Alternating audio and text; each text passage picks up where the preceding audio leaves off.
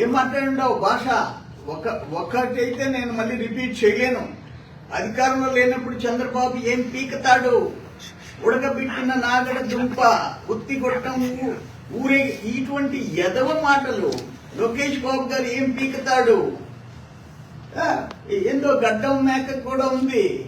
ఏం మాట్లాడావు నువ్వు? ఒక మనిషి జన్మ ఇదే, మనిషి జన్మ, మనిషి మానవత్వం ఉంటే నువ్వు మాట్లాడిన మాటలు సహించడానివి. మానవత్వం లేదు నీకు. నేనేమంటాను, అయ్యా వంశీ తల్లి గారు, చెల్లి గారు, ఇంట్లో శిక్షేయండి అతనికి.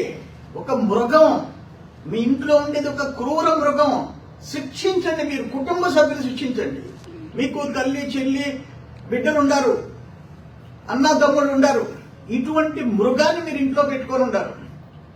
స్పేర్ చేసే మనిషి, చేయాల్సిన మనిషి కాదు. ఇది అన్యాయం. ఆఖరా నేనేం చేశాడు తెలుసా? నేను ఒక పెద్ద పుడింగి కదా, ఎవడికి లేదు మీసం, ఎవడు భయపడతాడు అని మాట్లాడాడు కదా. లోకేష్కి ఎవరు భయపడతారు, బాబు గారికి ఎవరు భయపడతారు, ఇంకా చాలా చెత్త లాంగ్వేజ్ వాడాడు.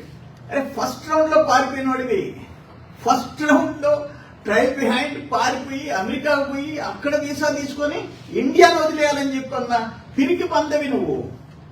ఇండియాలోనే వదిలేసే ప్రయత్నం చేసిన పిరికి బందవు నువ్వు.